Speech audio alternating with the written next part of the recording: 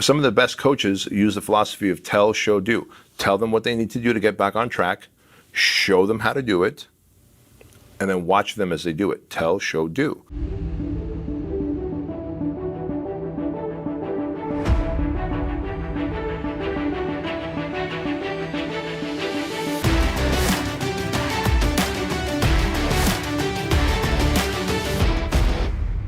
Craig Ballantyne, can you think of one Olympic level athlete that doesn't have a coach? Oh, absolutely not.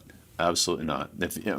How could you possibly not have multiple coaches? Right? Exactly. Yet when you look at the sport of entrepreneurism, there's so many athletes in our sport that don't have coaches and are blindly running to their financial death, and it saddens me. It's crazy. It's crazy. Because you imagine, so there's 30-some teams in the NFL, and only half of them had coaches.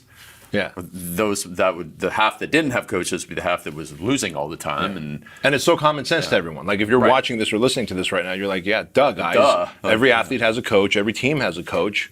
Well, why wouldn't every entrepreneur have a coach or a mentor? Well, and it's not even that. It's like every athlete has multiple coaches. Mm-hmm. They may have a head coach, but they have a strength coach, a nutrition coach, a mindset coach. And most entrepreneurs won't even have a single coach. Yeah. Or they think, how could I have more than one coach at the same time? That question is almost as absurd. Because if you don't have a coach, then you're not getting downloaded the years of experience and what works and what doesn't work, and you're not getting the connections that they can offer. You have nobody to go and talk to because you're living on lonely entrepreneur island, because you're not going to go and talk to your brother-in-law who's a doctor or lawyer, or you're not going to go and talk to the people who aren't making as much money as you because they don't want to hear about you making money, and you don't want to tell them that you're losing money because they're like, well, you made all that money last year, so I really don't care about you. So you have nobody to talk to if you don't have a coach or a mentor. Yeah. If you don't have that peer group too. Yeah. And so we wanted to bring this topic up because quite often when I think about the success that I've had as an entrepreneur, when I think about the success that you've had, we both got to talking and we're like, shoot, man, we had mentors pretty early on. Yeah. We had mentors pretty early on. And when I think about it, my first mentor I didn't even realize was mentoring me, Jim Franco, I was a personal trainer. He was one of my personal training clients. I knew that he owned a company, and and by the way, if you're a young man or woman listening to this right now and you're like, yeah, I got this client who's wealthy, and you don't know what they do and how they create their wealth and how they market and et cetera, you are doing yourself a disservice. Yeah, being a personal trainer, for all its horrible flaws, the fact that most people who can afford a personal trainer are people who are successful and can teach you something. And man, if I could go back in time and just be more of a sponge of the wisdom that they could have given me, just ask better questions. I mean, so many of them download a lot of stuff to me, but dude, I remember thinking 2 years in, thinking okay, I know Jim Franco makes a lot of money. And I would tell the other personal trainers, oh yeah, that's Jim Franco. He's my wealthy, super wealthy coaching client or personal training client. And well, what does he do? I'm like, I don't know, but it's in the automotive space. Well, that means that could have meant anything. Yeah. And actually, he was in the software space, when you walk into an auto parts store and you're like, hey, I want a filter for a 74 Toyota pickup, an oil filter, that software that they type on and find the model number of the filter. That was him. That's him. His company created that, Autolog. And so not knowing what he did, and as he was coaching me, in between sets, he'd give me advice, start building my confidence. Have you ever thought opening up your own personal training studio or your gym? Because you complained about having multiple jobs in addition to being a personal trainer. But when I started to actively pay for coaching, then I started hiring coaches, whether it was Frank Kern or Joe Polish, or got a half day with Dan Kennedy, and the list goes on. Jay Abraham. Hell, you. I started to read. Hell, you. As in, even though I had free access to you, it makes sense. People are like, well, why can't you just tap into your buddy's brain trust? Well, you can. But in a structured coaching environment, and ironically, I coached with you, you coached with me, and in a structured coaching environment, you both win. Yeah. Because there's a different level of accountability and support. And if you pay attention. Yeah. Better. That's exactly it. So coaching and mentoring has been a massive influence on my life, on my business. It's helped me avoid pitfalls in business and time collapse in the journey of profitability. I can't say there was any kind of coaching or mentoring that I would have gotten to help me overcome the stress of 2020 in terms of the COVID and the impact it had on Fit Body Bootcamp. That mentoring came from, I would say it was a byproduct of just the years of mental toughness that I built in being an entrepreneur, because we both know that being an entrepreneur is literally one of the greatest self-development programs on the planet. Absolutely. Right? Just how much shit you have to deal with as an entrepreneur, risk you have to take, problems you have to solve, decisions you have to make without knowing 100% of the information, really starts building a high level of discipline and development in a human. How's mentorship helped you in your life? Well, I mean, it's been everything, because, first of all, the mentorship has shown me what was possible. Like, I had no idea that it was possible to build wealth and build passive income and to have these investment opportunities, and that any of the the great life out there. I mean, I wanted it all, but I had no idea how to get there. And so the mentorship, first of all, showed me the path of entrepreneurship, but it also showed me that, listen, you're not going to be able to do this just as a one-man shop, that you're going to have to become not just good at one thing, like sitting there and writing emails to an email list, but you have to become a leader. You have to become a better communicator. You have to become a coach. Even if you're not a business coach, you have to become a coach to the team members that you have.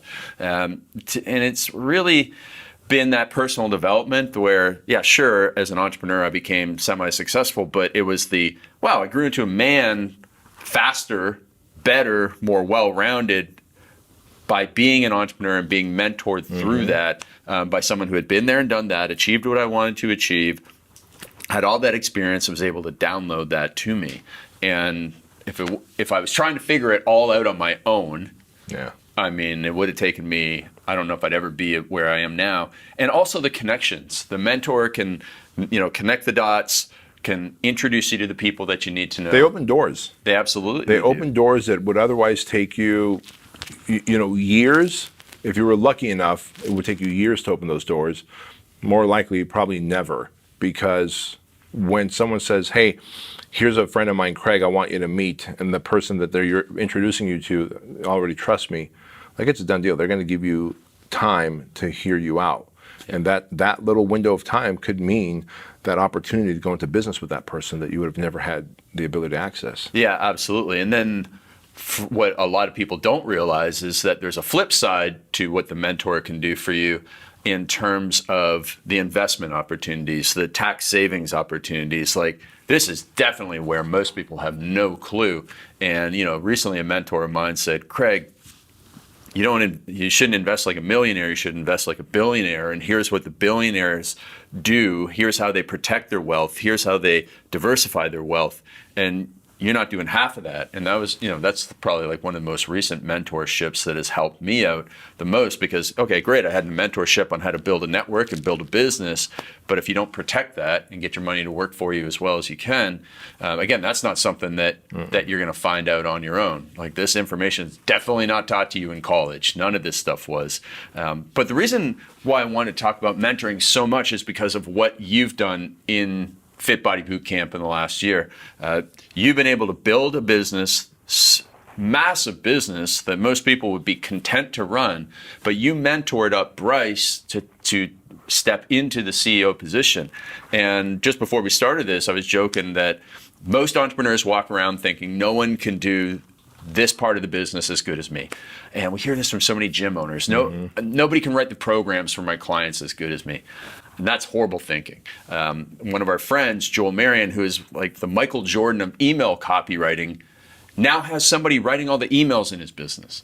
Like, this is the man who is like the greatest email marketer, and he taught somebody else how to be 90% as good as him, which is more than good enough for him to continue growing the business. Like, that just showed me that everybody is replaceable.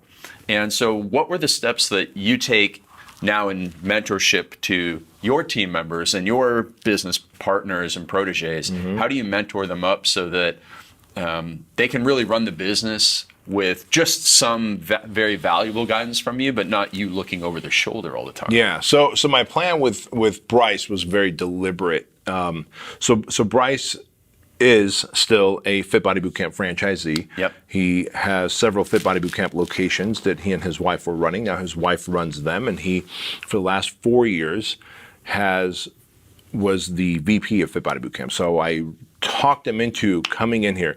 Now, people are like, well, how did you know Bryce was going to be it? Like, why weren't you out there looking for someone who's a VP? Because I was like, you know what? I want someone that I've mentored. So one, I knew he was open-minded to getting mentored. Mm-hmm. Two, I know that he's an addict, and he openly talks about this, so he doesn't mind me sharing this. Right. But he's an addict. You know, and I like working with addicts, people who have this OCD, this ability to lock on and get addicted to something. In his case, it was alcohol. He has the ability to get addicted to his work and improve on it, like become the best at it. Mm-hmm. And so I've got that. He's got that. He's intense. I'm intense. I've mentored him. We've mentored him. He was in our mastermind, in the Empire Mastermind, and he was in the Fit Body Mastermind many years now that he runs the Fit Body Mastermind. So with all that, I knew he was open to so much in terms of personal growth, in terms of learning marketing and sales at the highest level, persuasion, leadership, influence, communication, decision making. And then as he started to kind of see the same vision that I did, I was like, this guy's going to be my VP. Yeah. And I knew that Andrew and Chloe were getting to an age where I needed to travel less. I needed to be less involved in the day-to-day decisions of Fit Body Bootcamp so that I could be more of the visionary. Like, where's Fit Body Bootcamp going to go? How do we run it at 2,000 locations, 2,500 locations? What does the future of our software look like? What happens if there's another world global lockdown, right? How do we enter Saudi Arabia and different parts of Europe as a franchise? And so all those things for me to do, I had to get Bryce in as a VP. And then just a few months ago, so 4 years of mentoring him as a VP, a couple months ago, I put him in the CEO position, and literally my workload got cut by 2/3. Wow. 2/3. I travel 2/3 less. I have more time to focus on the bigger things with Fit Body Bootcamp that used to almost be an afterthought because I would have to be in the weeds a lot as the CEO, right? He leads the teams. He leads the Fit Body Mastermind. He leads the regional trainings called the Elite Trainings. He leads the World Conference. So at our own World Conference last April, I was pretty much like we had Tim Grover speak, Dan Fleischman speak, Jason Redman. I was pretty much treated like as one of the speakers. Like before, I would host the whole thing for 2 days, and it's over. You know, this is overwhelming. You're burnt out, and then you still have to shake hands and make friends with people. Well, dude, now I had my speaking time, and Bryce took over the stage, and the team that ran it. It was a just superb $1 million event that we put on, and I had my 90-minute slots of speaking. Otherwise, I was in the hallways shaking hands and kissing babies, and that's the stuff I need to be doing with my franchisees. But when you're on stage being the MC of your own event, you can't really do that, can you? My favorite part of Fitness Business Summit back in the day was like, you know, it was a 3-day event. And once you got through like the mastermind presentation, like then it was like, now I'm like basically wearing my pajamas for the rest of the weekend. And you could just see like you went from like, to like, just show up in shorts on day 3. That was, man, I love that. And then so in terms of Truline, right? Now Truline was completely different. So Fit Body Bootcamp, I started in 2010, and Bryce came on board, I don't know, 4 or 5 years ago as a VP, and we kind of scaled him up. Truline, we started 3 years ago, and I built it around a VP. So I put a thing out on social media saying I'm looking for someone to be a right-hand man to me, a VP, to start a supplement company. You have to be someone who's invested in self-development. You have to be coachable. You have to have this like ability to lock on and get OCD about things. True enough, yet another addict, this time a former cokehead, right? And again, Aaron talks about it openly all the time, so he doesn't mind me sharing this. But again, I know what I'm looking for. Someone who has that addictive personality, who has realized that I can take this addictive personality and channel it towards something good, and I could be really, really great at it. And he's so big on personal, went through, put himself through MIT, not the Michigan Institute of Technology, but like the self-development course, MIT, as well as hired mentors and stuff. And he had his own Jim Franco business that he ran and then sold off. And so he moved out from Scottsdale, and we built a business around him.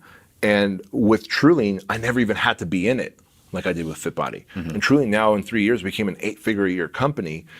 only because we built a business around him. I didn't have to even install myself in. Same thing with the Modern Day Night Project.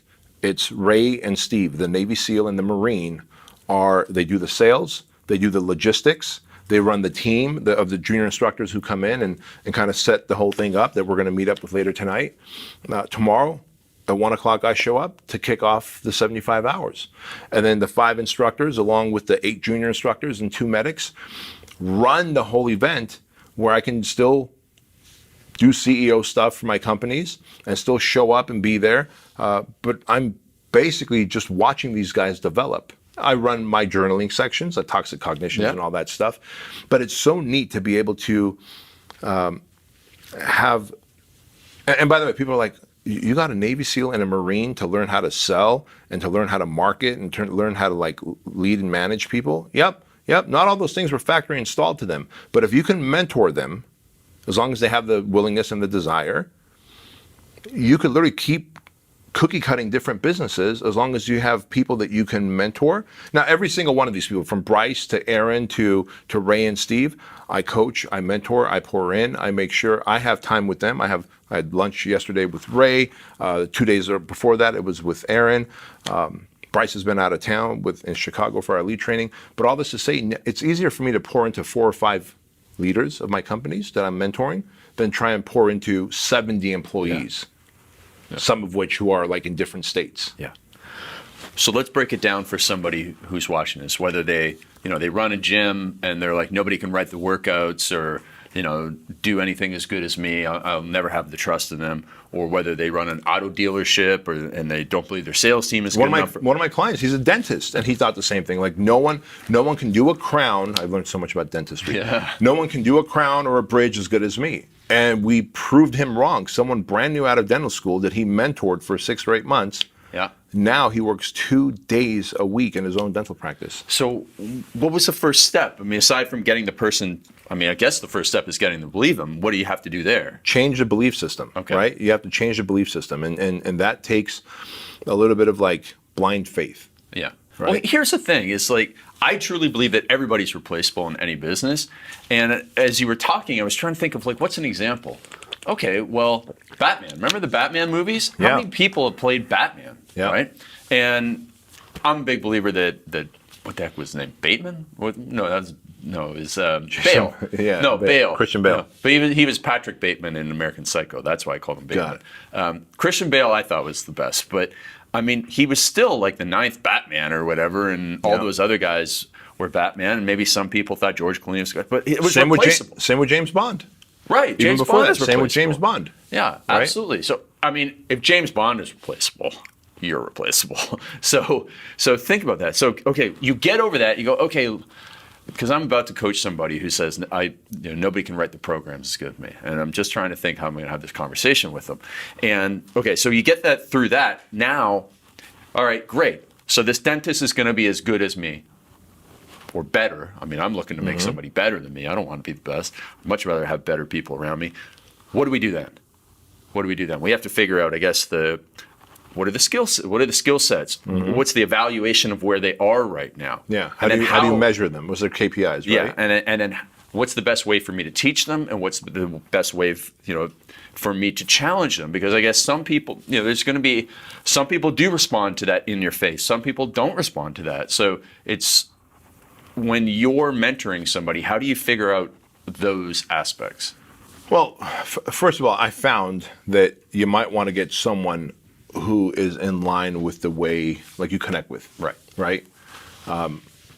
If they're in line with the way you think and process, and they're, like, for example, if you are not allergic to taking risk, but you bring in a VP who likes to play it safe, you guys are going to have very conflicting ideologies when COVID comes, and you're like, no, man, we got to keep selling franchises. And he's like, no, man, we got to lock down all the locations and stop processing credit cards for clients, right? We would like butt heads if that happened. Yeah. But me and Bryce were just like, no, man, we keep selling franchises. I immediately announced to our franchisees that don't even ask us to stop your franchise fee. And we're going to tell you to tell your clients, like, don't even ask us Like keep charging your clients, and we're pivoting. And in 3 days, we pivoted to online coaching. And here's how we're going to help you get more clients through online coaching using Zoom, Facebook, and Trainerize, Facebook private groups, etc. And so, but Bryce and I so this person has to share the same ideology in terms of the way they lead and manage. If they don't have the same ideology, you're going to have a very different experience. Same with, by the way, if you get a coach. If I go hire a coach right now, and they are not high speed, intense, type A, and they're more like woo woo and let's go sit under a tree and we're going to download from the universe the knowledge and wisdom that you need to become the next level of leader that you want to be, Bedros, I'd be like, are you fucking nuts? I know that works for some people, that won't work for me. Right? And so all the mentors when I think about that I've had were whack jobs like me. Right? Like from the outset, I think I'm normal, but I realize I'm a whack job, and there were whack jobs like me. And so it's really important to find people who kind of think and operate in your level of intensity and sophistication or ideology. Yeah. And then in terms of putting them on a path and communicating the path to them, like with Bryce, you brought him on VP, and like, did you show him the vision right away? Yeah, immediately the vision. Like here's the vision right now, and we are on track because we use EOS traction. Right? All my companies we use EOS, which also is a great way. If you're gonna get mentoring, get a mentor who believes in EOS and traction, and then install EOS and read the book Traction first. Install EOS in your business, and you and your mentor should be on the same page. If your mentor doesn't believe in EOS, then you shouldn't hire them if you believe in EOS.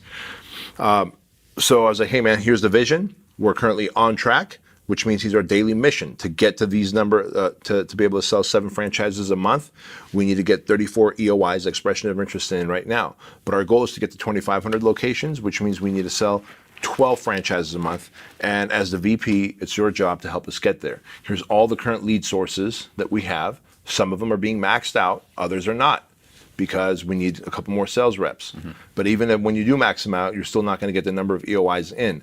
So being able to kind of show him the battlefield and what's happening and saying, all right, now I'm there to help you, but you also have a very capable team. And then from there, you tell me if you need more coaching. And in fact, he felt he didn't need more coaching. And we hired, who's the guy that teaches the COOs? Oh, Cameron Harold. We hired Cameron Harold for him. Yeah. For 2 years. We paid $60,000 a year for 2 years for Cameron Harold, who I trust. He's very much like us, methodical in the way he does business. And all he does is train and builds people who are second in commands. So I was like, hey man, here's the vision. Are you on board with it? Yes, I share your vision. Be great. Do you understand how we run the place? Yes. Okay. Do you need anything else? I'm going to need someone to mentor me on how to be a good second in command, because I don't think you have time, B. I'm like, shoot, you're right. Because I was just starting up Truline with Aaron, right? So we got Cameron Harold. And so be willing to then invest in your people and get them mentored. If you can't mentor them, pay for someone to mentor them. And then in terms of the expectations, it's the KPIs and the performance. And then if something starts to go off and like, you know, whoever everybody's watching is mentoring, how do they correct course? So if things start going off the rails and you're like, holy cow, man, we're like now behind on our goal, we're behind on the number of EOIs or sales or whatever leads that we're supposed to get, step in and go, how would I fix this? If all of a sudden I'm taking your spot, how would I fix this? And then fix it and explain to them how you're fixing it. Like mentor them along, coach them along, right? Some of the best coaches use the philosophy of tell, show, do. Tell them what they need to do to get back on track, show them how to do it, and then watch them as they do it. Tell, show, do. And when you can then course correct them, instead of saying, well, now try this. And yeah, they tried it, but they didn't do it exactly like you would have executed. So they go, hey, it didn't work. But if you tell them, show them, and then ask them to do it while you watch over them, you go, okay, you got it? Yes. Okay, that's how you fix it next time. Let's not get back off track. Yeah, so I mean, my best book I didn't write. So Perfect Week Formula, I did not write.